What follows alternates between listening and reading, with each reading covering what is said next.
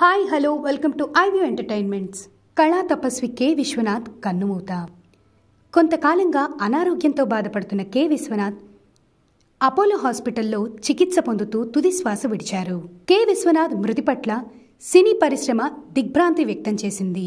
ఆయన మరణ వార్త తెలిసి పలువురు సినీ ప్రముఖులు ఆయనకు సంతాపం తెలిపారు. 1930 ఫిబ్రవరి 19న గుంటూరు జిల్లాలోని రేపల్లిలో కాశీనాథుని విశ్వనాథ్ జన్మించారు.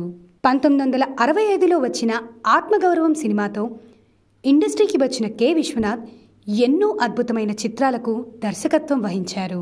సిరివెన్నెల, శృతిలయలు, స్వయం కృషి, స్వర్ణకమలం, సూత్రధారులు, స్వాతికిరణం వంటి ఎన్నో క్లాసిక్ చిత్రాలను ఆయన తెలుగు ప్రేక్షకులకు అందించారు.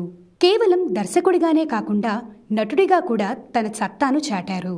శుభ సంకల్పం సినిమాతో తొలిసారి వెండితెరపై కనిపించారు విశ్వనాథ్. ఆ తర్వాత వజ్రం, కలిసుందాంరా, నరసింహనాయుడు, సీమసింహం, నువ్వులేక నేనులేను, ఠాగూర్ వంటి పలు సినిమాల్లో మంచి పాత్రలతో మెప్పించారు. విశ్వనాథ్ మృతికి మెగాస్టార్ చిరంజీవి తీవ్ర దిగ్భ్రాంతి వ్యక్తం చేశారు. నా తెలుగు చిత్రాలు స్థాయిని అంతర్జాతీయ స్థాయికి తీసుకువెళ్లిన గొప్ప దర్శకులు విశ్వనాథ్ గారు. వారు కాలం చేయడం నన్ను కలిచివేసింది. ఈరోజు ఆయన కన్నుమూసిన వార్త విన్న నేను షాక్కి గురయ్యాను. ఆయన లాంటి డైరెక్టర్ కన్నుమూయటం అంటే నాకే కాదు, తెలుగు సినిమా పరిశ్రమకే తీరని లోటు.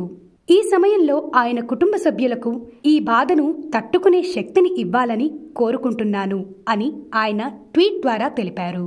కె విశ్వనాథ్ గారితో చిరంజీవికి ప్రత్యేక అనుబంధం ఉంది.